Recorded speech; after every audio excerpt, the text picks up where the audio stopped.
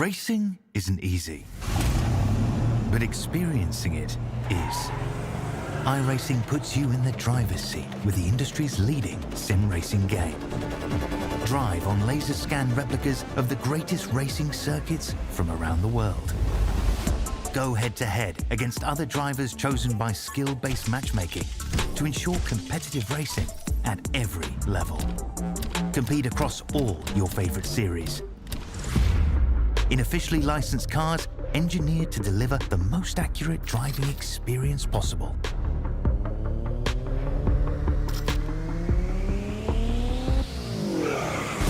Join a race or host your own with players from across the globe. Race against the computer or in a league with friends. Feel the thrill behind the wheel. Visit iRacing.com.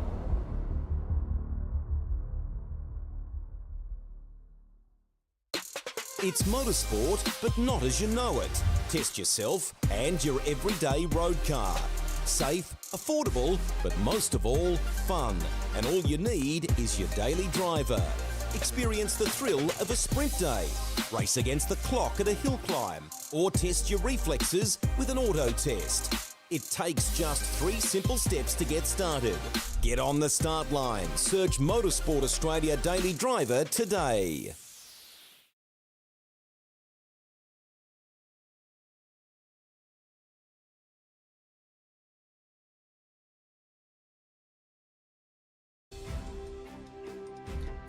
And a warm welcome, ladies and gentlemen, once again to SimSpeed TV, and my sincere apologies, we're a little later than usual this week.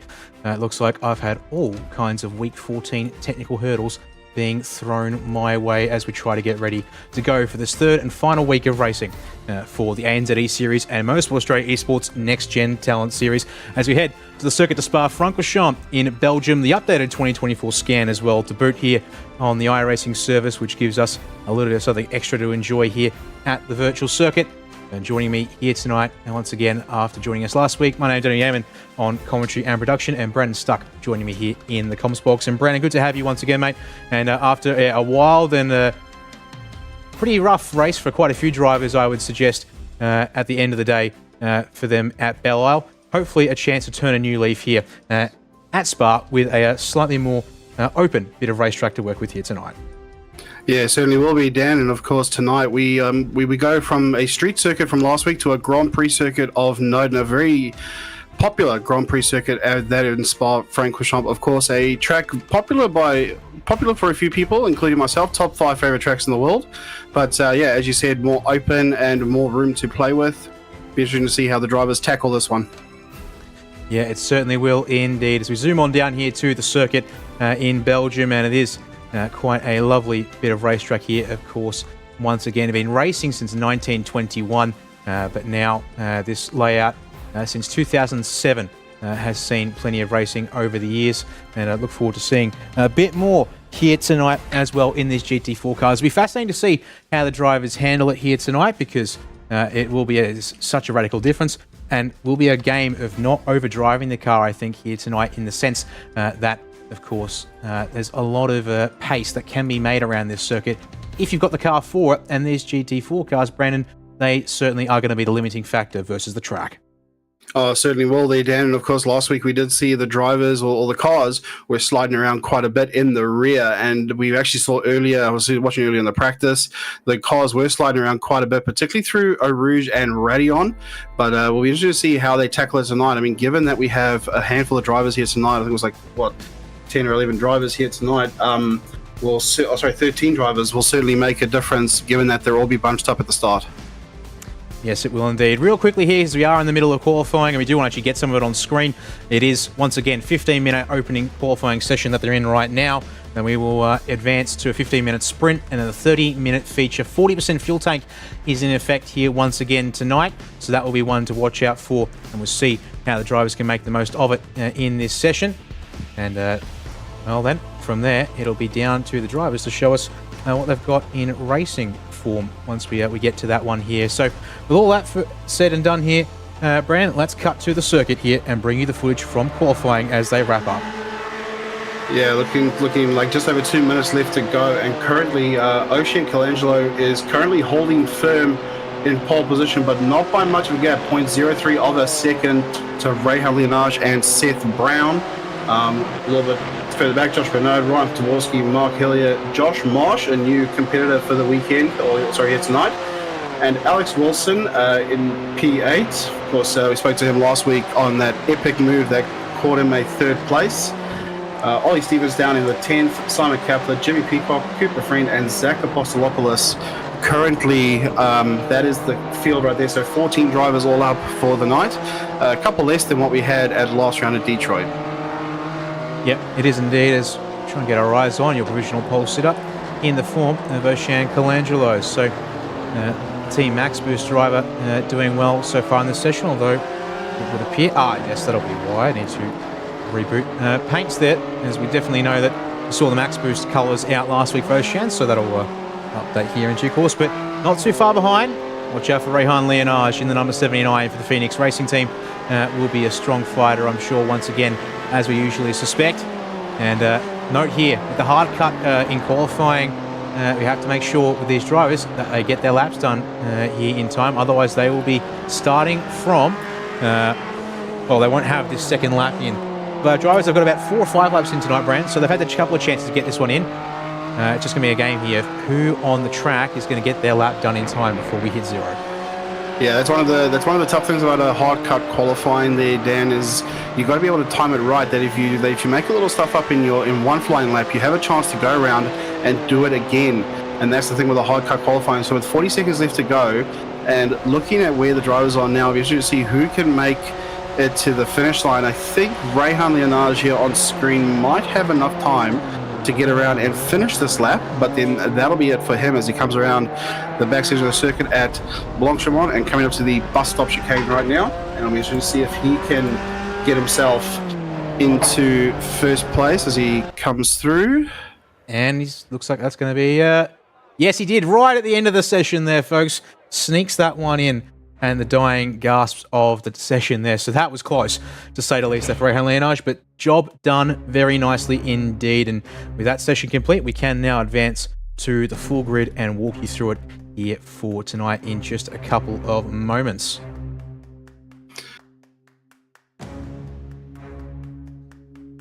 And there we are. In fact, why not, Brandon? I'll just get a few things sorted out here in the background. I'll let you take our broadcast through the field here for the Grid of Spa. Thanks for that, Dan. So first place, Rehan Leonage will take the pole, and second is Ocean Colangelo for Team Max Boost.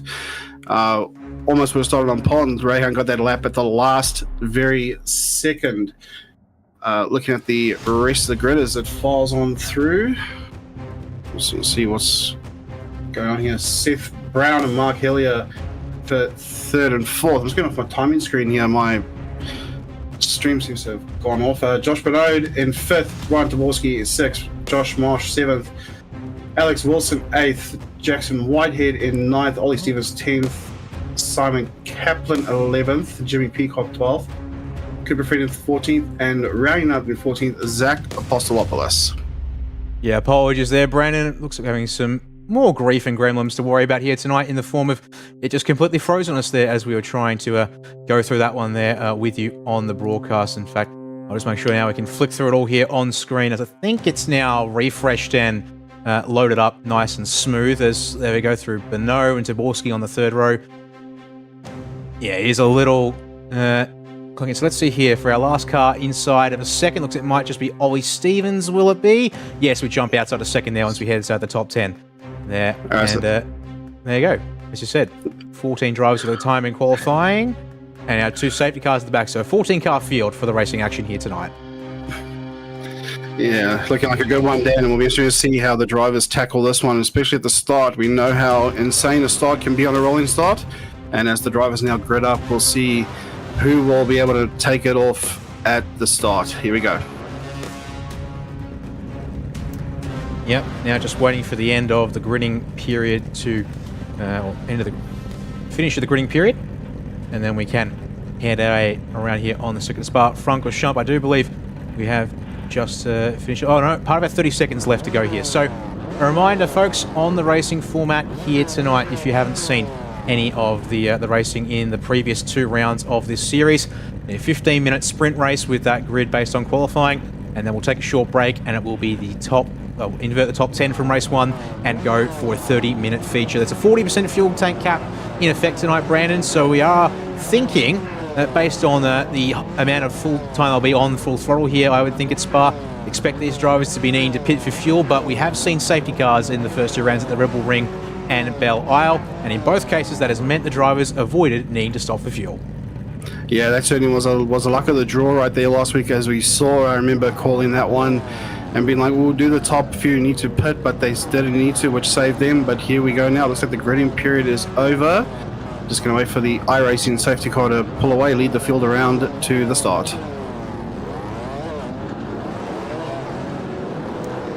That we are indeed.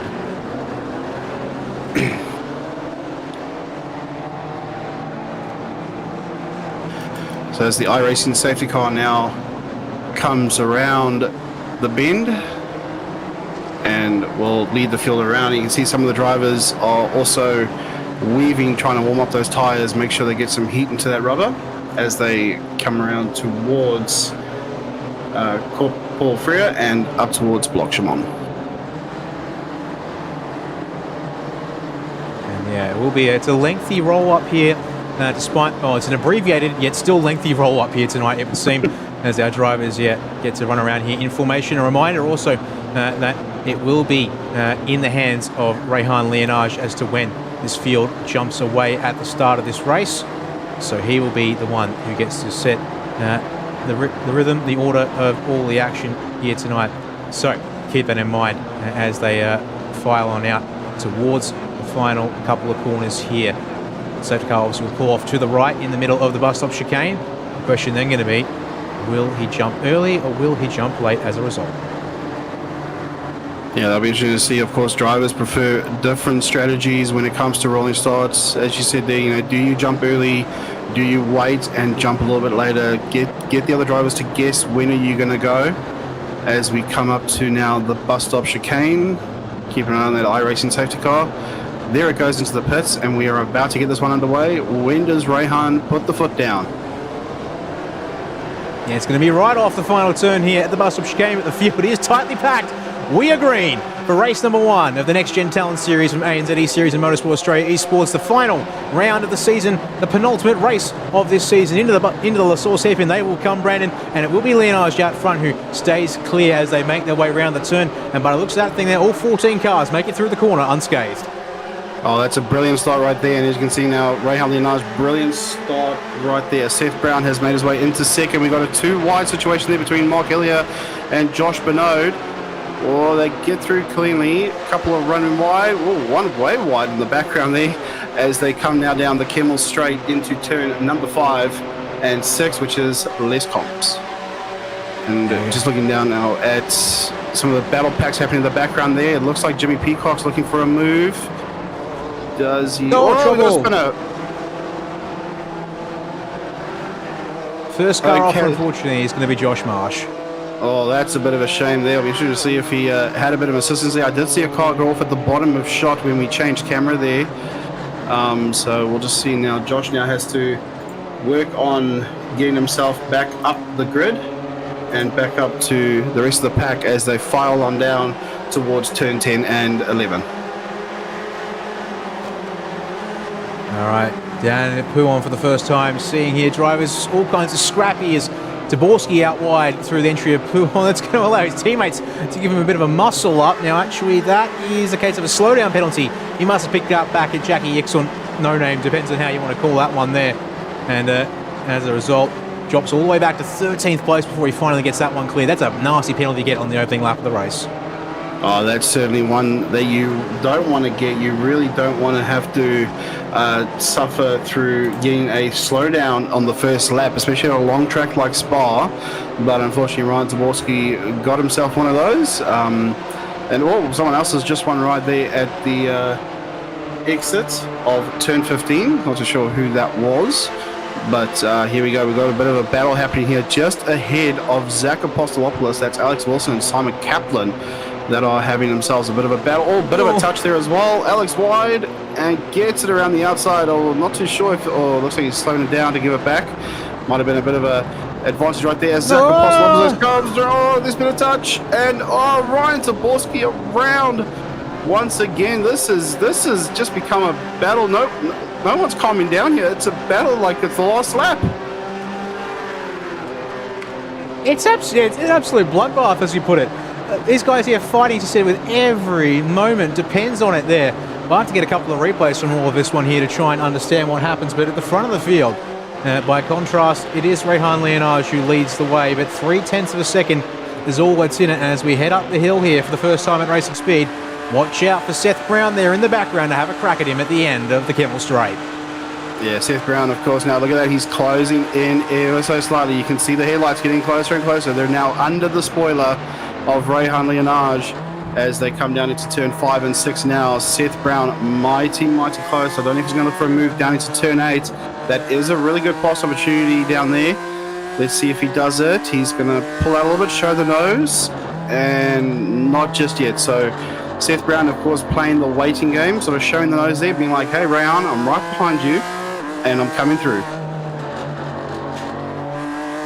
There's a little bit further down the field now, as we can see now. A few other chopping and changes right there. Most positions gained so far in this one go to Jimmy Peacock and Cooper Friend at 5 places apiece. Unfortunately, Ryan Taborski down the bottom. Mark Hillier also down the bottom. I'm not too sure what happened to Mark Hillier there. We'll see if we can try and find out what's happened to Mark Hillier. I'll be interested to see how that ended up. I don't know if he got involved in that kerfuffle at the bus stop chicane at the start. I'm seeing end of lap 1 incident for Hilly. So, yeah, we've got a couple to unpick there from the opening lap of the race. I think what we'll do is we'll start working through them now while there's a moment of relative peace to all the action here tonight. So back on lap number 1 into Le Com for the first time, Josh Marsh. Tulip Racing tagged, spins, and unfortunately for him, ends up backwards in the runoff there. So, really not a ton of damage, but certainly it sets him back. For Hilly, solo incident at the bus stop chicane incoming. Let's have a look. Yeah, it looks to be just casually through. Oh, up on 2 wheels, showing and there's a tag right there. So Mark Hillier, I was wondering what happened to him. And there you can see there's Ryan Taborski at the end of that incident there with that involved Seth Brown and a couple of other drivers right there. As here we go, we take a look now at Ryan Taborski's view, just around the outside. You can see there's Zach and Seth having to go. Sorry, Zach is the one that turned Ryan around. So that'll race control's gonna have a fun time trying to dissect all that has just happened. Oh, the tiniest kiss there from Apostolopoulos as he was scrapping with Alex Wilson, but indeed that was enough to do in Taborski. And then Cooper Friend. Big hip check through Poo on there. I was wondering what happened to Cooper. I was calling out the results earlier, or the current standings, and I saw Cooper drop to the back of the field and was wondering what happened there. So Jimmy Peacock, of course, getting involved in that one as we go back to the live pictures right now. And Seth Brown still up the backside of Rehan Leonage, but he is awfully close, as this has now become a 4-car scrap for first, with Ocean Colangelo and Josh Bernode on the rear of this one. And we're interested to see if it stays this way, or are we going to see a bit more blood being spilt in this one? Gonna have to see, I guess, because they're certainly not afraid to get aggro by the looks of things. But at the front of the field, it's a relative sense of calm, I think, from what I'm seeing at this point in time. Yeah, it's what I like to call the calm before the storm as they go on through. I'm not too sure if Seth's going to try for a move here. He might just be wanting to see if Rehan makes a mistake, because that's all it's going to take in these cars. These are a fixed setup, and they're all running the same car. So it makes you wonder if, some setup, the setup works for some drivers and it doesn't work for other drivers. So we're going to see if Seth can get up and get past Rehan Leonage. We know that he is a tough racer, but we'll see if he can make it cleanly past Rehan, as they come up towards the bus stop chicane with less than 8 minutes to go. And it looks like he's just going to just hang back a little bit. Oh, that was a bit of a deep one right there. Just showing the nose once again to Rayhan as they come up and complete another lap. Keep checking off these laps here as there's been trouble towards the back, I think. One of our drivers has dropped back a little bit, I think, possibly. Maybe not. Just a bit of, maybe might have had an issue with a connection for somebody there. I think that could also have been the case. So false alarm there, folks. Everyone seems to be going okay at the moment.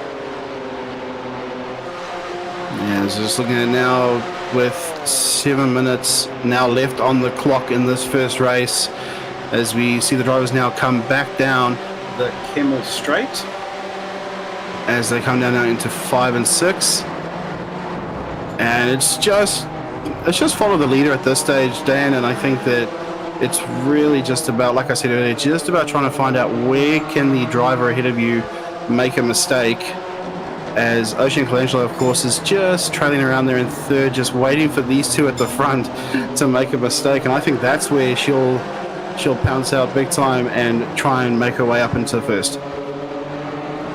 Yeah, watch out for that at the end of the race. Still probably looking at another 3 odd laps to go in this one, and that's probably where the patience is coming from here at this stage anyways, making sure that there's no need to push the issue now. Allow the gap to balloon out behind you, and then you can start fighting later on in the action. Certainly can. It looks like Seth had run a bit wide there through 10 and 11. It's just opened that gap just a little bit to 0.4 of a second. But Seth Brown currently with the fastest lap of the race. As we go on board now with Ocean Colangelo, you can see all the debris and stuff coming off the cars as well.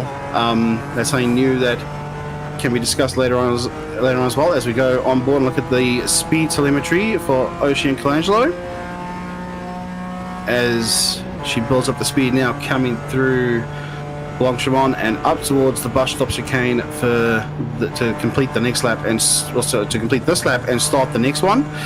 There you go, in car view. Let's see what her view looks like as she looks up the back of Seth Brown's car and through the bus stop chicane and out the other side we go and back on the power. Yeah, note there also, for the sake of the discussion, not a lot of the gears used here tonight.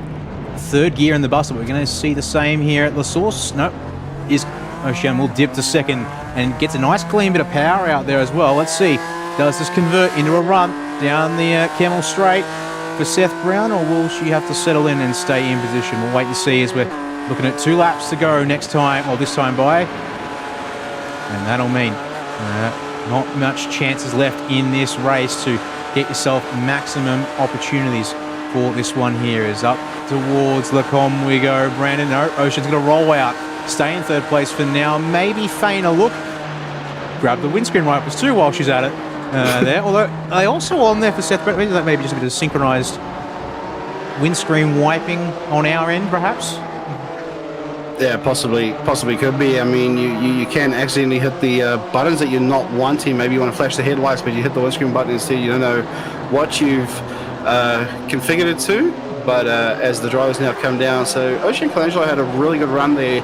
Currently got the fastest lap of the race, as she's trailing behind Seth Brown. So obviously that slipstream is helping her get that fastest lap get that fastest lap, as the field seems to have now settled down, and not much time left to run in this one. Just over 3.5 minutes left to go, and we'll see how our drivers go here, as it looks like Seth might be starting to gear up for a move.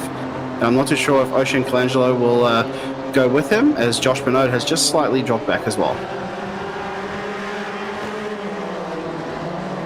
Yeah, that is indeed the case here. As part of me, just getting a few things sorted out. We do have to note also Battle further on back in the field, really queuing up here now behind Josh Marsh. So we've got the 5 for the lead. You've got Alex Wilson there just out in front, but then you've got all of these guys lined up. I believe we can count at least 5 of them. I'd argue, actually, you literally count it from seventh on back here. Yeah, I think that was Josh Marsh there just having a little bit of a moment at the exit of 14.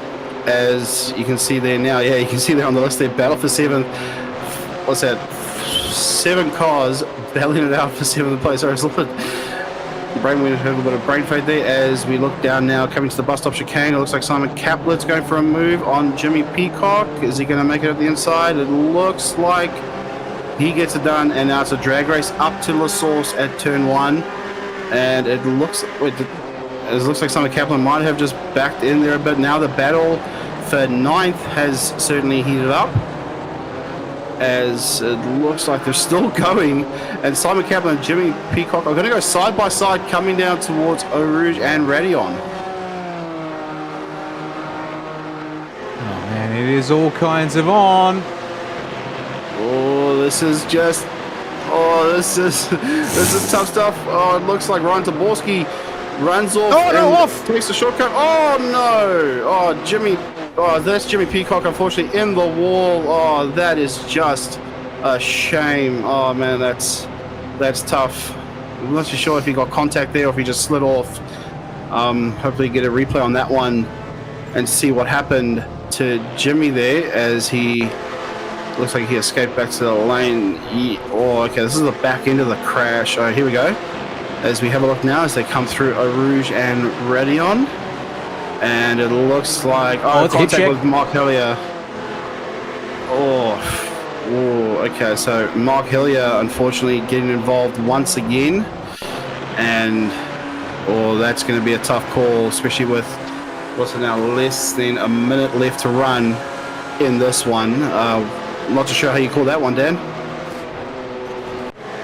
I get the feeling the answer is not particularly great for Mark Hilly in the grand scheme of things. Now, I was wondering, I didn't quite catch if we were on the white flag lap from Barney there. 40 seconds ago, they might have just snuck around in time that we are going to get one more lap in this race, folks. So it will be a 7-lap sprint versus the 6 laps that would be on. But we're going to have to keep an eye on it here, as unfortunately our timing and scoring will count down to 0, and then only then we'll know. But coming out of Blanchimont at 25 seconds remaining, we're going to have one more lap here, folks. This race is not done just yet, so that explains why there's no crazy moves into the bus stop chicane on this particular lap. And we're getting ready for the showdown here at the end of race number 1. There's the white flag in Barney's hand. 7 kilometres of racing left to go here in the opening sprint from Circuit de Spa-Francorchamps. And let's have a look. Will it be Rehan Leonage, Seth Brown, Ocean Colangelo, or Joshua Bernot who takes the opening crown? Yeah, it's certainly been a very close one. These 4 have stuck with each other for the last, 5, 6, 7 minutes of this race, as the gap has opened up slightly between Rehan Leonage and Seth Brown. I'm not too sure if Seth's going to try and set up for a move. He better do it quick if he wants to try and get that position as they come out of Eau Rouge and Radion down the Kimmel Straight. And it looks to be just fairly settled down. The slipstream would help here. As we'll see if anyone pulls out into turn 5. Ocean's having a little look, so does Josh. And looks to be fairly clean for now, but that gap has closed slightly for first.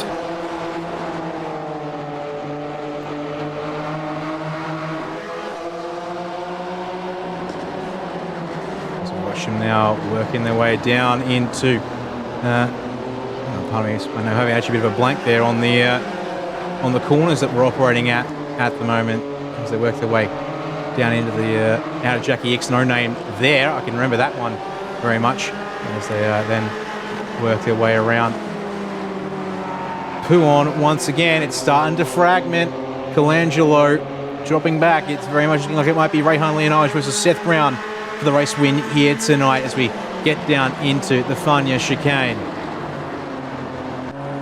And as the drivers now come around, this is now the back end of the circuit. This is where you can get a real good slipstream to set yourself up for the bus stop chicane. Drivers now coming through Stavelot, which is 14 out of the 19 turns here at Spa.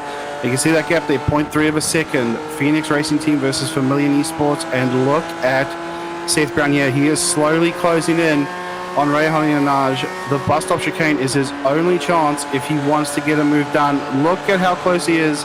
The headlights disappear under the rear wing as they come up into the bus stop chicane. Rehan runs a little wide there. Let's take a look now. Here we go, under the brakes. Does Seth try and go for it? No, he doesn't. So it looks like it'll be Rehan Leonage to get the win from Seth Brown. Ocean Colangelo will get third. Josh Benoit in fourth. That is how it finishes. Fantastic little scrap there to the end. And indeed, unfortunately for Seth, Ocean and Josh, there was no fight there against Rehan tonight, who actually sets the fastest lap of the race on the final lap to boot as well. It's the back half of the field makes their way through the final couple of corners and will get us to the end of this one here as well in just a moment. And that is a quality little scrap there, that's for sure, as these guys finish up working their way around the last couple of turns. In fact, there you go, straight out of it. And our last driver who is going to finish on the lead lap. And man, I missed the amount of damage Cooper Friend had picked up and struggled to keep going with. But Cooper will finish on the lead lap in 13th place. The front end of the car certainly will be thanking him for getting to the end of this one, I dare suggest. Yeah, it certainly will be interesting to see. Obviously, he'll have the car fully fixed up for the second one after this one. But that was certainly a fantastic race, nonetheless, as they all come across the line except for the... and that will now set the... And this will set the grid now for race 2. As we know, top 10 are inverted. So Rehan Leonage takes the win with the fastest lap. Seth Brown, Ocean Colangelo, Josh Benoit, Ollie Stevens, Jackson Whitehead, Alex Wilson, Josh Marsh, Mark Kelly, and Ryan Taborski are your top 10. And as we know, those will be inverted. And then the drivers in behind will start, I should say, as they finished in that one as well, indeed. So Simon Kaplay, Zach Apostolopoulos, Cooper Friend, and Jimmy Peacock, our 14 starters. And, well, actually not quite finishers, because with Jimmy Peacock towing there with the late incident there. Unfortunately for him, that has put him down the field and in the pits as they finished up there in race number 1. But that's not the end of it here, folks. As you well know by now, 30 more minutes of racing remain here from the Circuit de Spa-Francorchamps. So please stay with us here on SimSpeed TV as we get ready to conclude the ANZ Series and Motorsport Australia Next Gen Talent Series after these short messages, and then we'll be right back for more of the racing action. Racing isn't easy, but experiencing it is. iRacing puts you in the driver's seat with the industry's leading sim racing game. Drive on laser scan replicas of the greatest racing circuits from around the world. Go head to head against other drivers chosen by skill-based matchmaking to ensure competitive racing at every level. Compete across all your favorite series. In officially licensed cars, engineered to deliver the most accurate driving experience possible.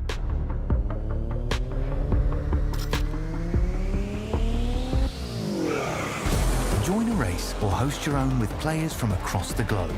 Race against the computer or in a league with friends. Feel the thrill behind the wheel. Visit iRacing.com.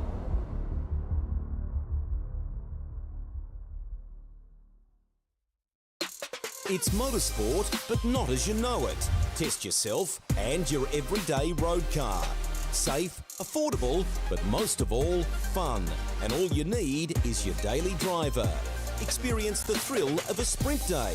Race against the clock at a hill climb. Or test your reflexes with an auto test. It takes just 3 simple steps to get started. Get on the start line. Search Motorsport Australia Daily Driver today.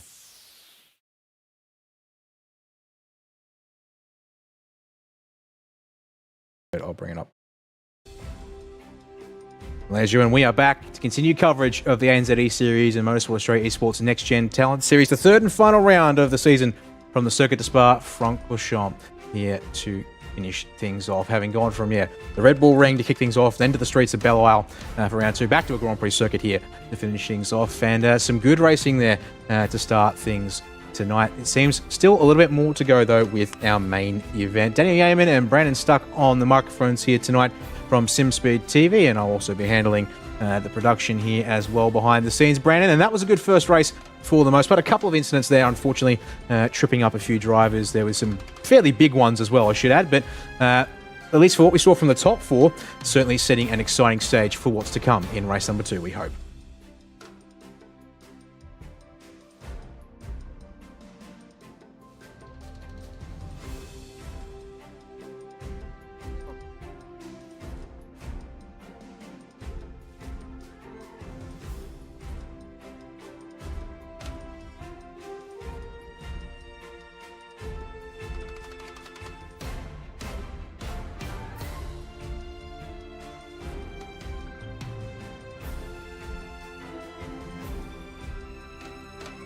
Sure will indeed. And yeah, speaking of which, let's talk about that race format once again. So the main thing for me tonight is the fact that we do have a 40% fuel tank back in place once more, and that's a fairly low amount of fuel, if I do say so, especially for a track as lengthy as Spa-Francorchamps. So I would say, unless we get a big enough wreck that we do get the safety cars back out once again, and saying it, we are 2 from 2 for safety cars in the feature of NC in the Next Gen Talent Series.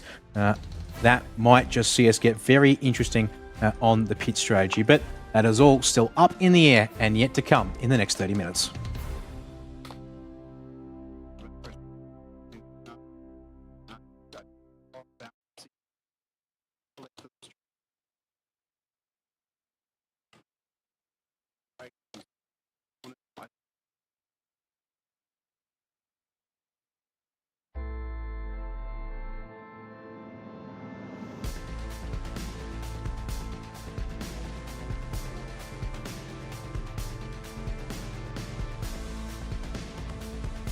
Yep, we'll have to keep an eye on it. Grid is now about to be set for the main event, and also just posting in the YouTube chat on SimSpeed TV. We do have live timing available once again tonight. I may need to do a quick refresh of that, folks, as we're getting ready here for the gridding phase and the formation to the start-finish line, but we will have that up for you in just a couple of moments. So let's walk you through that top 10 inverted once more.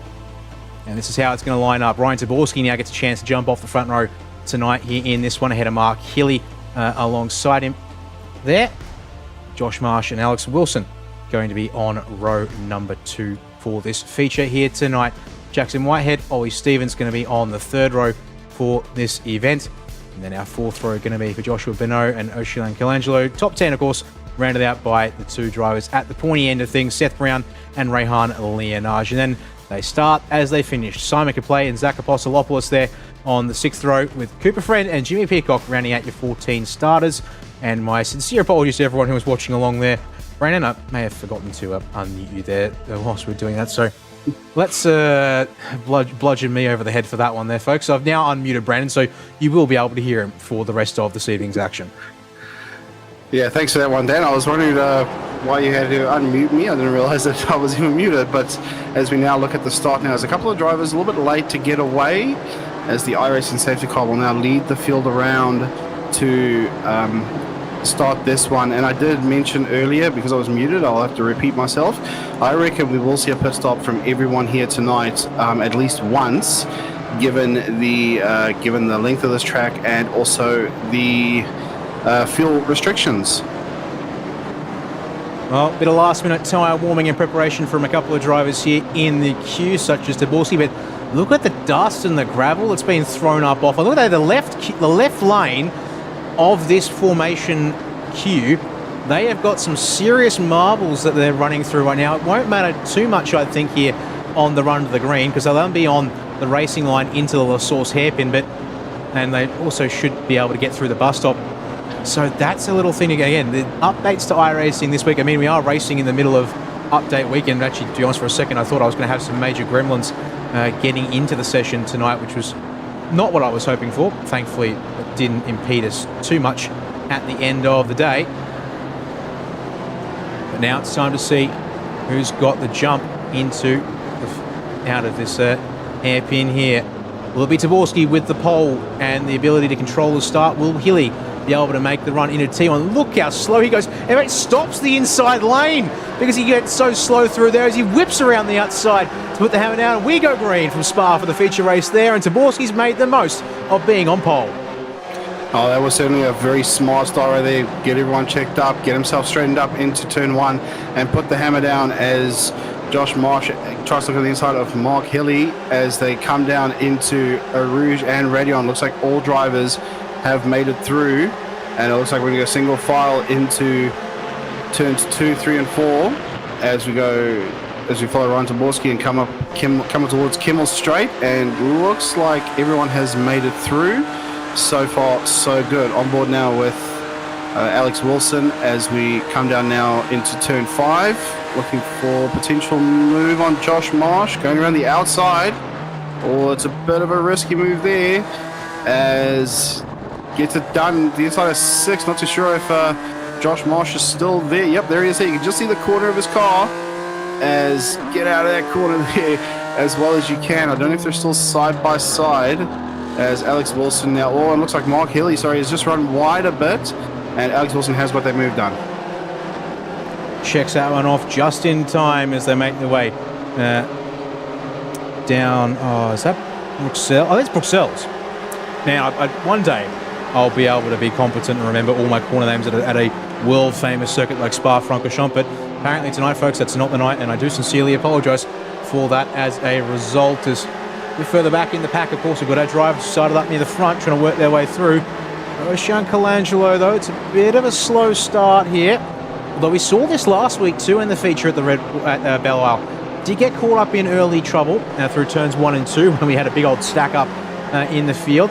But even here on this opening lap, started third, finished race 1 in third, but still down in 10th place, whereas your race winner Rehan Leonage up to 6th, and he's actually been beaten so far by Seth Brown in P5. So keep that in mind as our pointy runners in race number 1, they are here and they mean business already in race 2. Oh, they certainly do, Dan. I think we just had a look at there. Josh Marsh, I think, just ran a little bit wide, and he runs wide again coming out of Blanchemont as they come up towards the chicane. I'm not too sure if Josh Marsh was a problem. He's just slowed down quite a bit there. I'm not too sure if he's got any sort of issue. And no, he's continued on. So he's right there. So Seth Brown and Ray Halinage make up another couple of spots as we go on board with Seth Brown to start the next lap and up towards Les Sources. Down in towards Les Sources hairpin indeed. As they come down now into Eau Rouge and Radion. Very clean start compared to what we similar to what we saw in race 1 earlier tonight, as the drivers now make their way into Eau Rouge and Radion. Very clean, gaps are a bit wider now, so now this is all about trying to settle down, find your rhythm, find your line. And as we mentioned earlier as well, you can see all the debris and stuff like that due to the new update that iRacing got earlier this week, as Mark Healy now all over the place. Mark Healy, all over the place trying to get around Ryan Taborski, and it looks like the battle pack has already started to close in as Ryan now leads Mark Healy, Alex Wilson, and Seth Brown and Ray Leonage. Look at all the debris that is coming off the tyres of Ryan's car as they come down now into Bruxelles and into No Name. Yeah, it's going to need a bit of cleaning up on a few spots, I think, which they will do over time. But even then, Josh Marsh, another driver, running a little wide there at Jackie X. No Name further on back there. That looks like that might be it's Cooper Friend ahead of Ocean Colangelo, who's going backwards in this race. Now, don't know if we've missed something on lap 1 here, Brandon, for Ocean. Timing data says nothing major has happened to her, but unfortunately, going nowhere, and certainly nowhere forward, which she needs to be able to have a good result here in this feature race. Yeah, that's not exactly the way you want to do it after a brilliant result in race 1 earlier tonight. And obviously, the brilliant result in race 1 at Detroit Belle Isle last week, as she is right up on the back of Cooper Friend, as coming through up towards Blanchemont and then up towards the bus stop chicane. Here she goes, looking for a bit of a move, just showing the nose a little bit. Try to see if they can get Cooper to make a mistake. As Ocean Colangelo now up towards bus stop chicane, going for a move on the inside, then the outside, playing a little bit of dummy and getting through fairly cleanly over there. So obviously no move just yet, as Cooper Friend runs way wide on the exit of the final corner, and that'll give Ocean Colangelo another incentive to make a move, as fastest lap goes to Josh Bernode at a 2:28.3, and the field now sort of settling down a bit more. You can see there, that is a queue of FCR Sim Sports cars in front of Ocean Colangelo. She's got a bit of work to do to pass all of them. Yeah, it's a good spot there you make. In fact, if I bring it up here on our graphic and go with Bernard Stevens, Whitehead Friend, and change the driver name to team name. Let's see if this works like I thought. Yep, there it will. Oh, trouble ahead. Taborski, Hilly. Oh, big move around. Oh, so it looks like a few drivers have gone off. Mark Hilly, I can see parked there. Oh, I wonder what happened there. There's Ryan Taborski there trying to spin themselves around. As it looks, the rejoin! Oh, that is not how you rejoin a racetrack. That is going to be a big no-no. That race control is definitely going to want to call that one. I'm sure we know what that one's going to be. But Seth Brown, Alex Wilson, Ray Leonage have made it into the top 3. I'm not sure what happened there. Hopefully we can get a replay later on. Oh, definitely will. I think we'll be definitely wanting to see a replay of that one. And I'm sure everyone watching at SimSpeed TV and all over Motorsport Australia's social media channels. Here we go. As we look down now, Mark Hilly went for a move on the inside. And just slid a bit wide, and there went Ryan Taborski. Alex Wilson had taken to the shortcut. And now the drivers were trying to turn around as they just get passed by everyone in the field. And let's take a look at this rejoin here. As Ryan comes back on track. Oh, there you go. I mean, they're both still technically rejoining, I'd argue, Brandon. That's going to make, it's going to make everything a right headache to figure out, well, who's in the right, who's in the wrong in a situation like this. Let's go on board with Taborski real quick. You can see there's a little touch there. As you can see, spin around. There goes all the other drivers. And just keep an eye on board. Oh, here you go. Actually, this will be a good view here, Dan. Looking at Mark Hilly's point of view. Rejoin, cut across the grass. And hello, Ryan. Oh, that is going to be... Oh, I wonder if Mark and Ryan will have a few words after this one, sort of have and hopefully they can have a laugh. I mean, I understand that this is a short little sharp championship, but I mean, hopefully they can have a bit of a laugh about that one. I mean, I'd probably be a little bit angry at the start, but I think I'd have a laugh at the end of it, realizing what had happened. So now with just over 22 minutes left to go, I think this is going to be quite good now as Seth Brown leads Alex Wilson and Rayhan Leonage. And this is, I think this is still our top 3 from the championship, was it, Dan? Yeah, it will be indeed. Unfortunately, I don't have live points to show for us here tonight, but yeah, I can say that with confidence here at this stage in the season. Race Control has indeed been busy with everything tonight, and I can now actually start pumping through those incidents. So we'll actually recap a few things here from race 1. 10-second post-race penalty for Mark Hilly for contact on lap number 1 in the opening race, and a 5-second time penalty for Zach Apostolopoulos for contact down in the bus stop chicane. And then additionally that, a further 5-second penalty for Mark Hilly. So 15 seconds of penalties for Mark Hilly in race 1 tonight in 2 separate incidents. And now here in race number 2, no massive surprises coming my way when I say this here, and I put it up on the screen. Brandon, 10-second post-race time penalty for Mark Hilly for the initial contact into Lecom, but then it is going to be the 10-second post-race penalty to Ryan Taborski for the rejoin and contact as they exited out past Malmedy.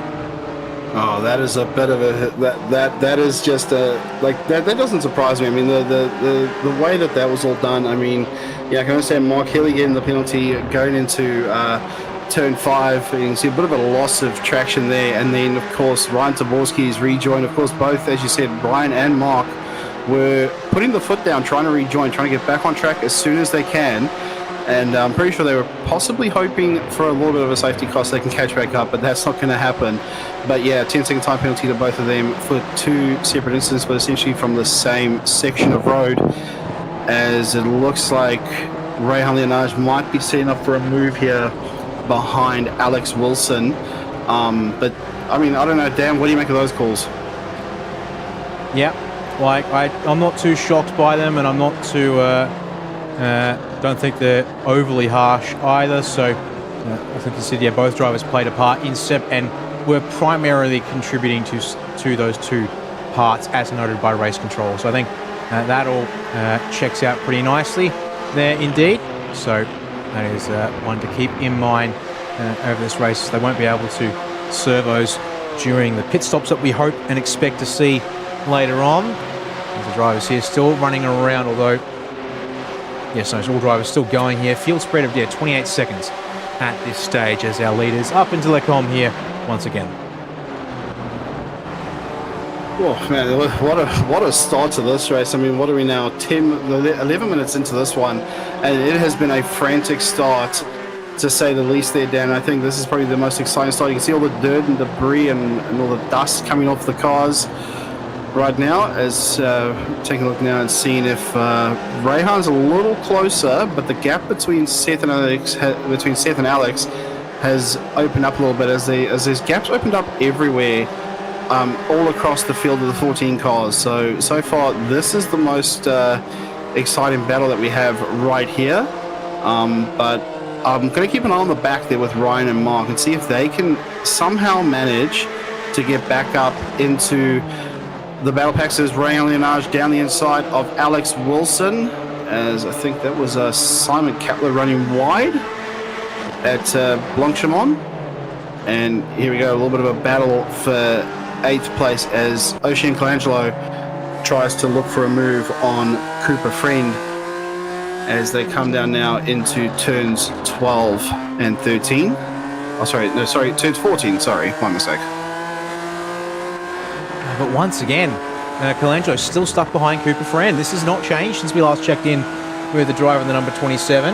And yes, they've gained spots from the incidents for Taborski and Hilly, but it's a net going nowhere at this stage, which is a real problem for Oceania. I actually wonder, what's the game plan? Is there something, is there a game plan, or are we just not seeing something here tonight? As we'll look at this here, 230 kph into the bus stop chicane in these BMW M4 GT4s, and sinking deep into third gear. Into the pit lane comes Colangelo. So there you go, first taker of our drivers racing in battles to the pit lane to get the fuel required to make it home here tonight. Looks like Mark Hilly as well, just in the background there, as you called that one, Dan.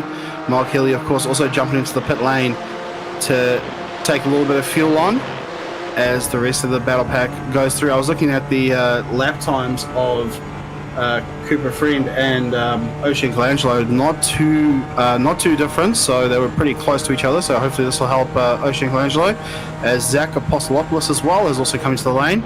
Looking at Ray Linages is on board here, up at the rear of Alex Wilson, and was looking for a move down the inside of turn 5, but couldn't get it done. So still going to look for some more moves, as looks a bit of a tighter line coming out of 7. And this is mighty close. And look at Josh Marsh as well on the back of this, and so is Josh Bernard, who has the fastest lap of the race.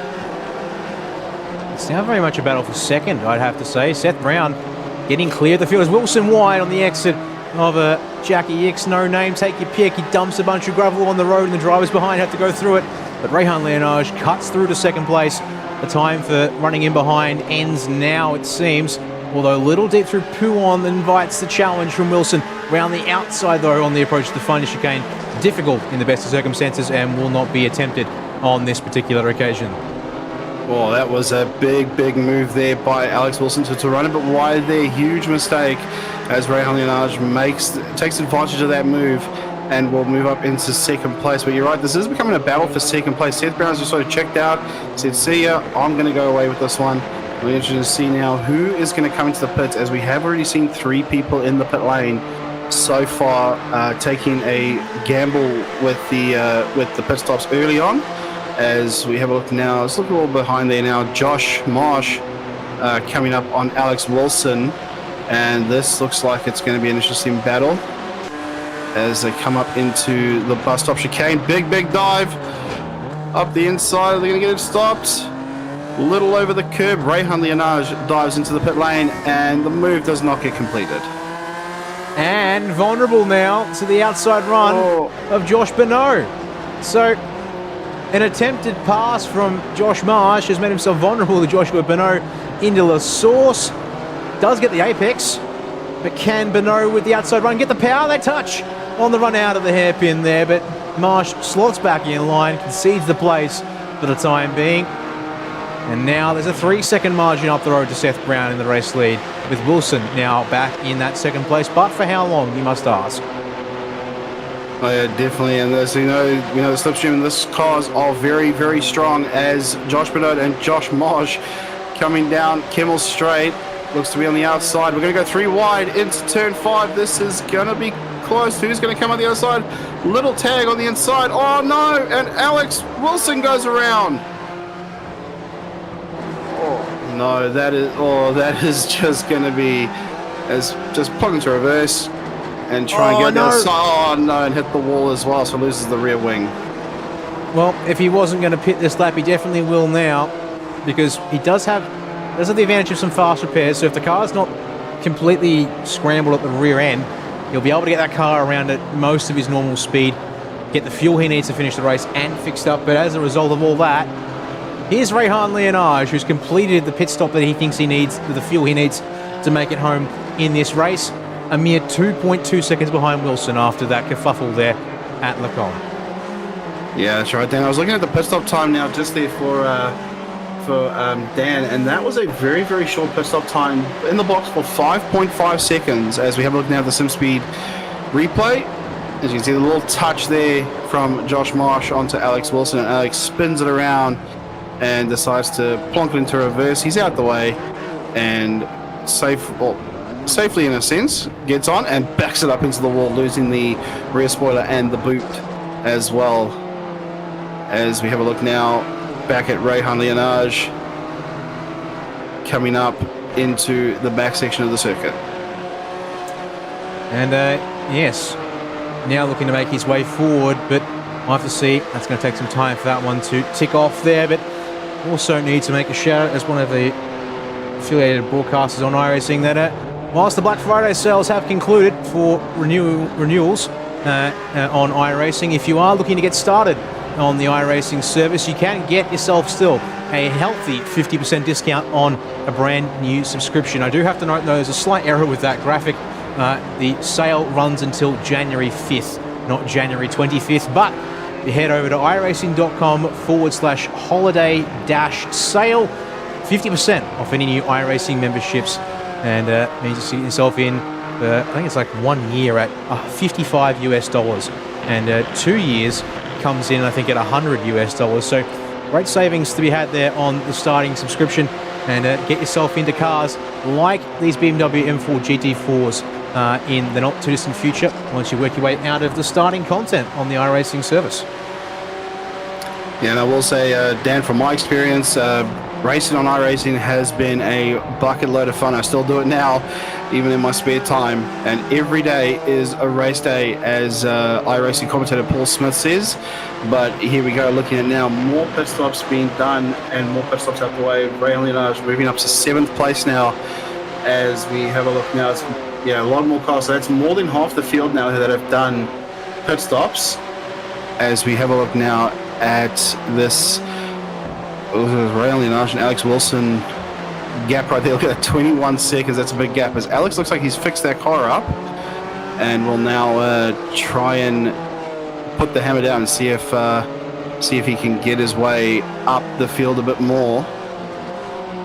And it's looking like top 6 are still to make a pit stop at this stage. Yeah, unfortunately, it's a big cost. Yeah, thankfully for Alex Wilson, they do have fast repairs available to get those cars sorted out and ready to go. As the safety car has jumped into the lane apparently momentarily. Didn't mean to have that on screen there. Thought I had that one hidden away, but alas, apparently did not quite get that one for you. There is up towards the Funya chicane mark. Hilly looking to be on a charge here in the 59. And it's with who else but not Ryan Dibbles, it's a Cooper Friend, one of the other FCR SimSport entries here tonight. And more door banging as they work their way out of the chicane, but down into Stavolo, and it will be Hilly who gets out in front in the 59. Although working the back foot, pit stop is complete, net 4th on the road behind Rehan Leonage, but that's going to be hurt by a penalty to come later in the race. Yeah, so of course Mark Healy will have to do what he can to get up the field. As we look a bit further up the field, Rehan Leonage now fastest lap of the race, 2:27.8. That's not a bad lap time right there to be seeing at this pace. As we look now at two FCR SimSport teammates, Ollie Stevens and Jackson Whitehead, coming through O'Roos and Radion up towards the Kimmel Straight. And it looks like these guys are just going to try and have a bit of a chill as they come down into turn number 5. And here we go, look at this onboard camera, look at that, out the back, looking towards Jackson Whitehead. Running the super cheap auto overalls I can see there for Ollie Stevens.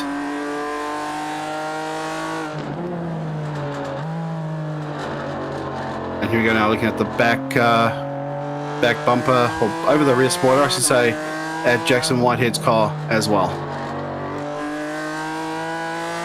See here, despite the fact, the debris system being updated, they're not afraid to push the limits at no name. Now, his driver's 3rd and 4th on the road, but still owes a pit stop, of course, so got to keep that in mind. Is very deep through Pouant, probably an off-track for his excursions there as well.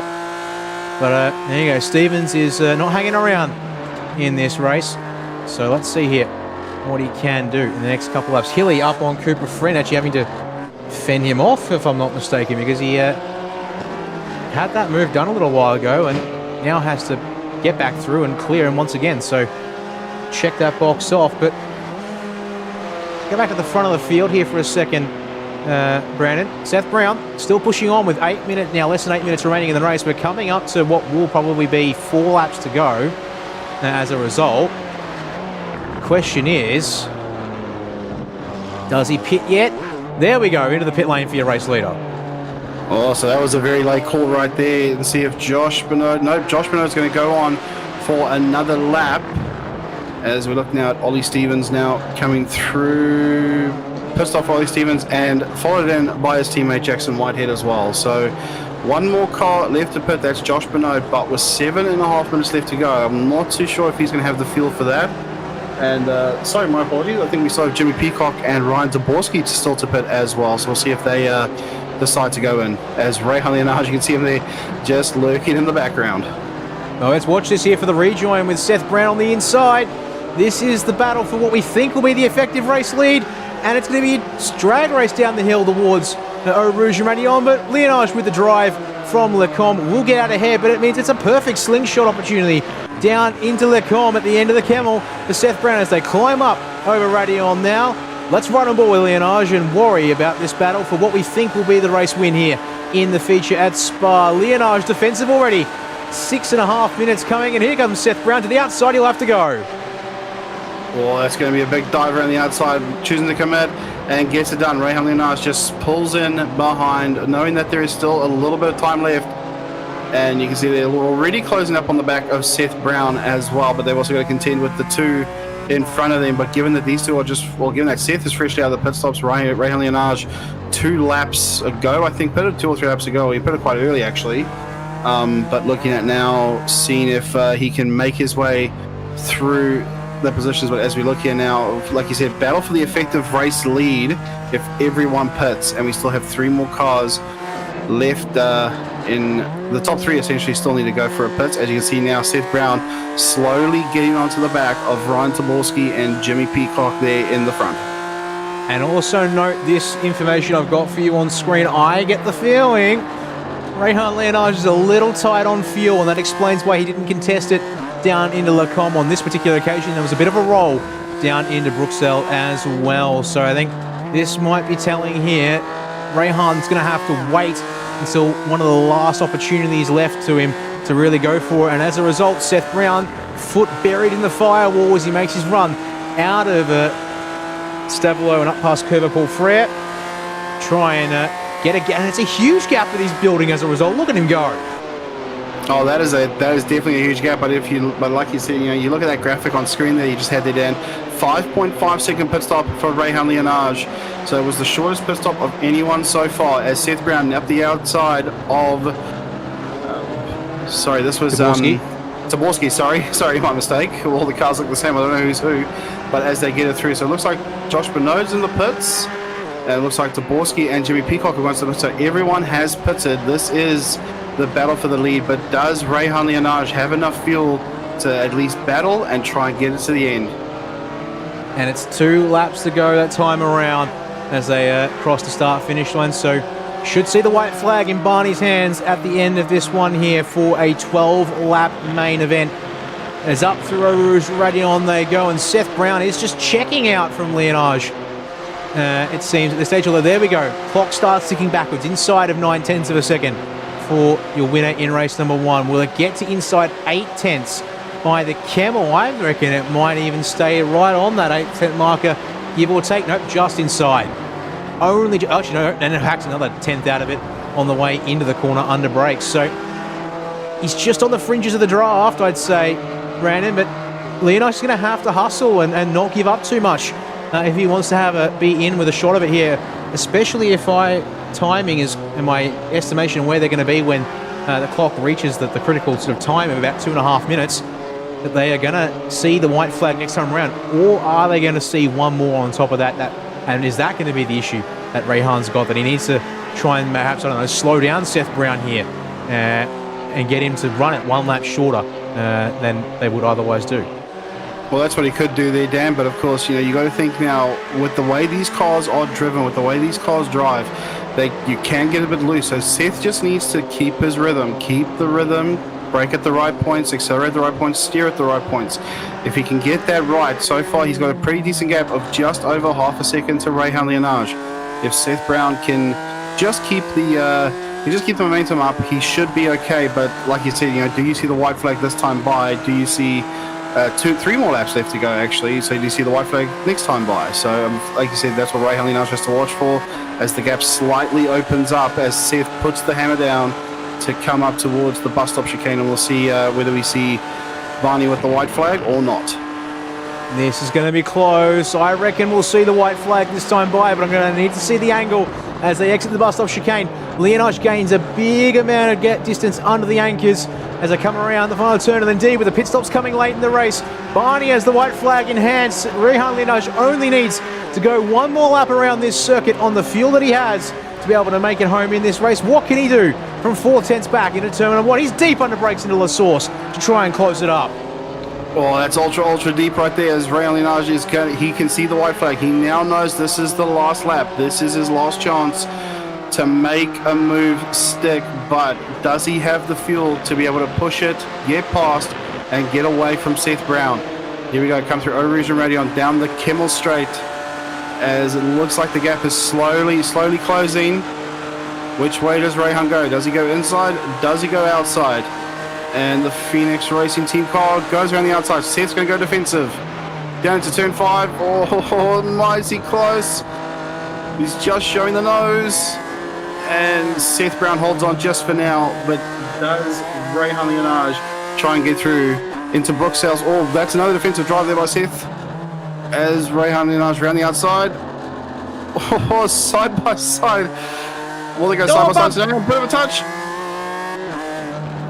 Oh, this is close right here. And okay, so Rayhan Leonage still there, but he is a lot closer now than what he was last lap.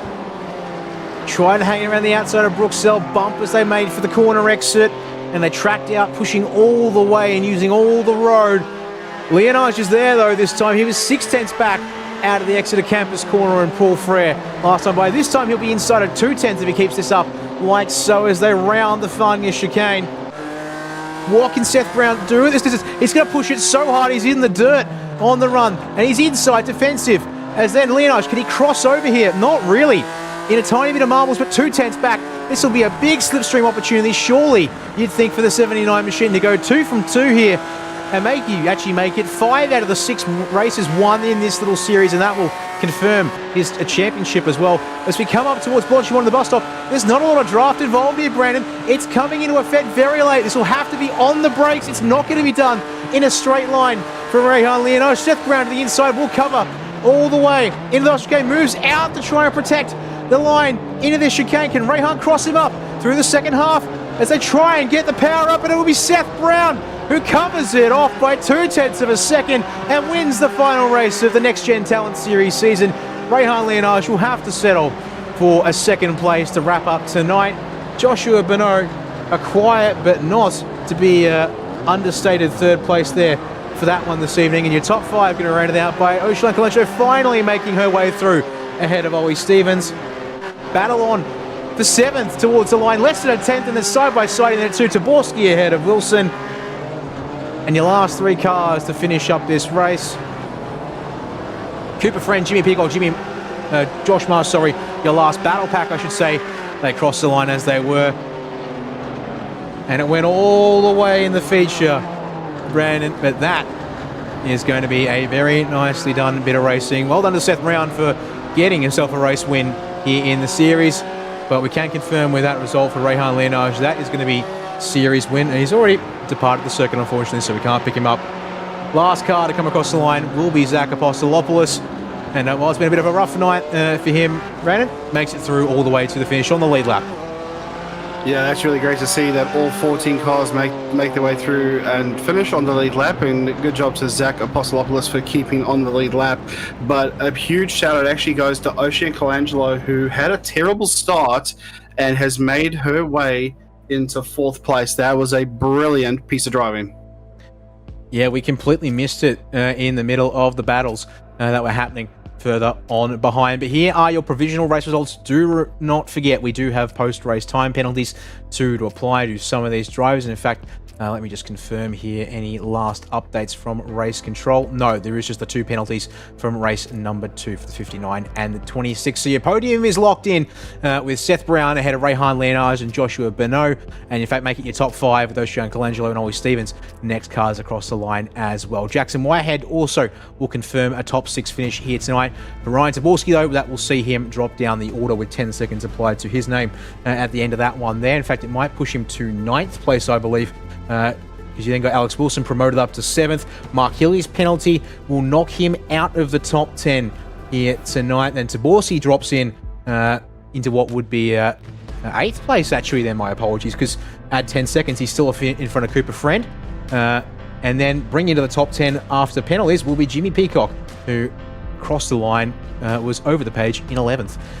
Then you slot in there at 11th place will be Mark Hilly, and then in behind him, Josh Marsh, Simon Kaplay, and Zach Apostolopoulos to round out our 14 starters and finishers all on the lead lap in the 30-minute feature. Yeah, it was certainly a big one, Dan. I'm looking forward to seeing how the drivers would react to this one. This was certainly an exciting race here tonight at Spa. It was indeed. Let's start with the 3rd place driver on the podium, which did go the way of Joshua Bernot here tonight, and also a good chance, I think it's our first time to chat with him here. Let's just grab the number 6 indeed, I can count and things, and bring him into the comms box now to have a chat with us here at the end of race number 2. Congratulations on a podium there, Josh. Unfortunately, a little quiet at the end of it all, but how was it there for you out at Spa tonight? Yeah, I was really happy. Got off to a bad start, and I thought it was all over, and then a few crashes in front, got my way through, and then I feel like I did well staying out for as long as I could, and yeah, I was just hoping Seth and Rian would crash at the end, but nothing came of it. Yeah, unfortunately it wasn't to be in that sense for you, but from the racing that those guys have put on, it has been quite competitive yet clean at the same time. But let's talk about the night as a whole real quick as well. Qualified 5th for the opening race. You got a spot to finish in 4th, and you're in that battle pack that's scrapped away also there in race 1 too. Was there anything you could have done in race 1 to have a crack at Seth Rehan? There was also Ocean there in that lead pack. Even you 4 were barely separable all race long. No, I don't think so. I think I actually learnt quite a lot from following the guys in front. But no, I want to play a bit safe in the sprint as well, not to have a crash there. But yeah, the sprint was all right. Yeah, and of course, inverting the top 10 then for the feature race here. And our first time we've seen a full 30-minute race green flag means we also saw the green flag stops. And as you noted there, you got an extra lap of fuel out of the tank. So that definitely looked like it helped you out there a bit with the pit stop times. How marginal were you on fuel? It's a question we'll be asking Rehan Leonage as well, because you've got one of the shortest stops as a result of that extra lap. Yeah, I came into the pits with half a tank left, so about 2 litres. And then by the time I crossed the line, I had 2 litres left as well. I put in 10 litres in the pit stop. Well, there you go. That sounds like filling it pretty well indeed. And unfortunately, that concludes the championship season. A good little uptick of results here at the end for you tonight. Any sort of particular highlights other from the series you want to shout out here as it wraps up? Yeah, I think this Spa was a great week for me. And I feel like my luck's been not the best. but Spa definitely helped, and hopefully I move up positions in the championship. And yeah, I really like the series. It was a great event you guys put on, and hope to do another series with you guys sometime soon. Yeah, well, have to stay tuned to the team at ANZ E-Series as to what they've got coming everyone's way in 2025. But to let you go here, Josh, who do you want to thank for helping you get it done in the number 6 tonight? I'd like to thank everyone at FCR, SimSports, for making this possible, especially Chase Tippett, the iRacing manager. He's put a lot of effort into getting a team up for this week, and I'm really thankful for all of them. Well, there we are. Joshua Bonneau, 4th in race 1, 3rd in race 2. A strong finish to his season here at Spa-Francorchamps. And we'll move on to the driver who came home in 2nd place. Now, Brandon, I'll hand you to chat to that man as we bring in Rehan Leonage, finishing 2nd here in the feature. But don't forget, 1st in race 1 as well. Yeah, congratulations to Rehan Leonage. Rehan, it was tough night. It was just battles up and down the field. Congrats on that win in the first race, but that second race was a real tough battle between yourself and Seth Brown. How tight were you on fuel? Because you noticed your pit stop was a little short.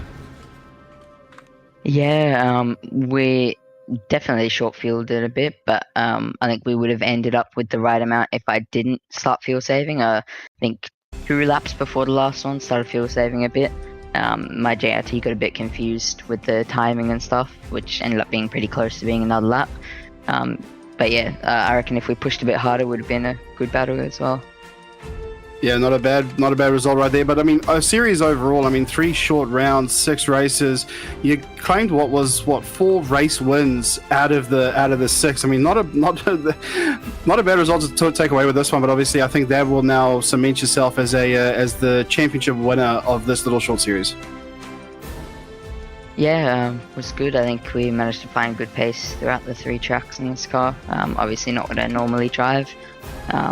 Yeah, Seth and Alex were mostly the biggest challenges throughout the season, and a couple other guys had some good pace on today as well. No, certainly were. But before we let you go, is there anyone you want to thank before we let you go in the 79? Yep, I'd like to thank Hybrid Racing Simulations, Melbourne Hydrographic Stepper, Prestige Cinematography, Aramex Australia, DHF Tyres, RSW Graphics, Bubbles and Balloons, and Phoenix Drive Development. We do V8 setups and coaching. New car's going to be tough. And I'd like to thank Ben and the team for putting the season on, the series on, and you guys for putting on the broadcast as well every week. And yeah, race control and everyone. Yep. No worries. Thank you for that one. We'll let you go and have a good night. Yep, you too. And it leaves us with one final driver to talk to here tonight. Comes home 2nd in race 1, but wins the feature and will confirm, I believe, 2nd place in the series as well. We bring Seth Brown into the comms box and had to scrap for it there on the very last lap, Seth, but you had the advantage of being the first car across the line to start the lap, and that seemed to be a good spot to fight from the front. Yeah, I mean, I didn't give myself many favours when I overfueled it by 2 laps, but yeah, it was a good race with Rayan. I knew he had to fuel save, but I wanted to lead no matter if he had to fuel save, so I knew if I was in the lead in the last lap, I felt like I knew where to put the car so he can pass, and yeah. Yeah, he positioned it very nicely indeed, and we were just watching, obviously, the end of that race there, because he was right behind you out of the Stavolo and up the back straight to Blanchimont and the like, and didn't see a lot of benefit in the draft. And we think back to in race 1, you were sitting in 2nd for most of that one there. Would you, in that case, you didn't really feel a huge benefit of being stuck in the draft, or was it just kicking in right at the end of the straights, and just in that particular occasion, sort of keeping a rhythm and ended up in 2nd place for that first one tonight? Yeah, well, first race I was really kind of just playing the championship thing because I knew Rian was ages up the road in the championship, but I knew I could get 2nd. And yeah, so I just wanted to get those points without binning it or whatever, so I just sat in tow. But yeah, there was definitely some tow on the second half of the straight, but yeah, you just had to maintain it. Yeah, and interestingly, right there, we also heard from Rehan about fuel that his timing, scoring, and estimates on fuel were expecting he needs to save a bit more fuel than he ended up needing to. So, and you noted there you were overfilled by about 2 laps. Was that a case of you went with the numbers you had at the start and then they changed there at the end on you, or just a case of being a little conservative as it turned out in the pit stop? Yeah, well, we were both, like if you have like overlays and stuff, we were saying we're going to do another lap after that. So obviously Ryan was fueling to that, and so was I, but I misjudged it a bit. But yeah, we were expecting to do another lap, but yeah, I think we just fell short of it.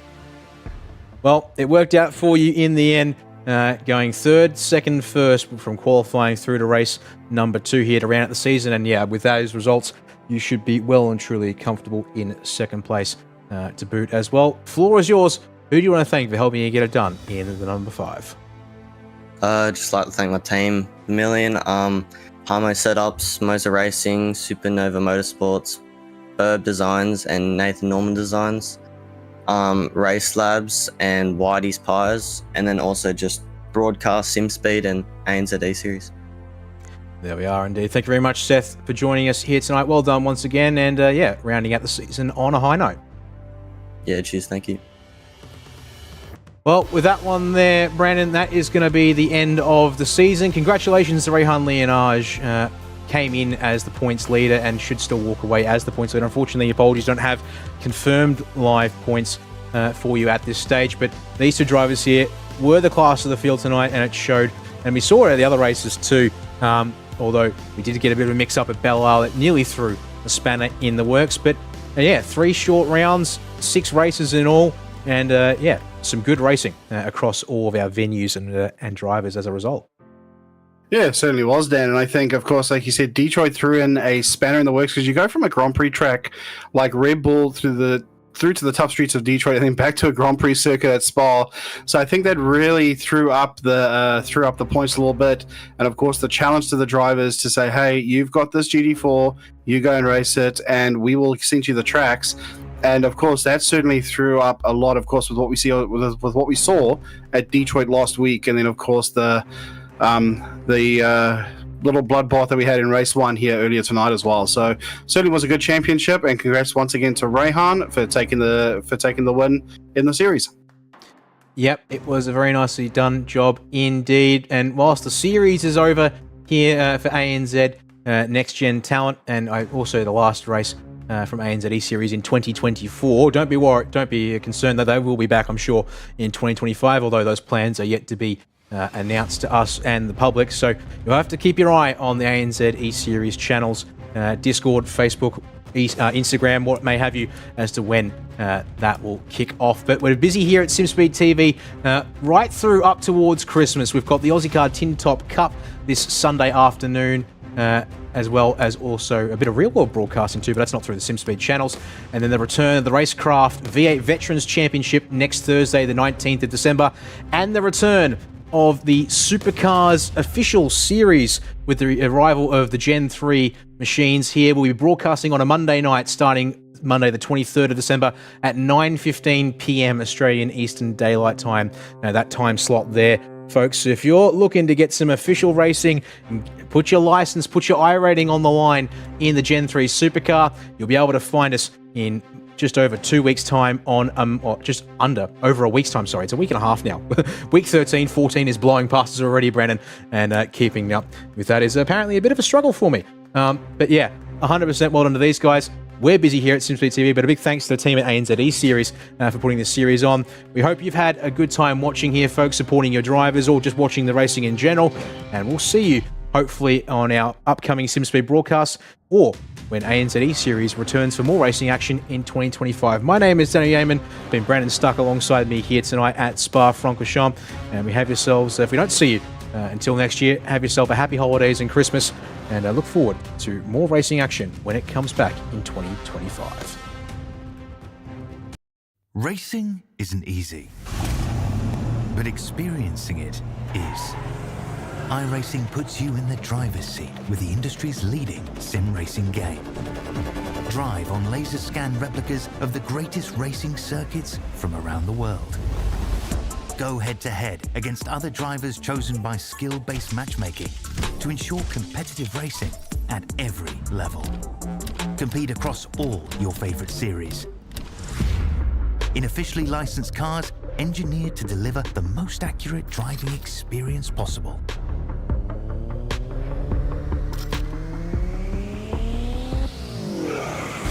Join a race or host your own with players from across the globe. Race against the computer or in a league with friends. Feel the thrill behind the wheel. Visit iRacing.com.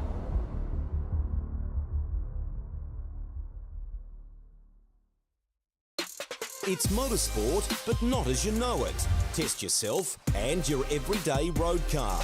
Safe, affordable, but most of all, fun. And all you need is your daily driver. Experience the thrill of a sprint day. Race against the clock at a hill climb. Or test your reflexes with an auto test. It takes just 3 simple steps to get started. Get on the start line. Search Motorsport Australia Daily Driver today.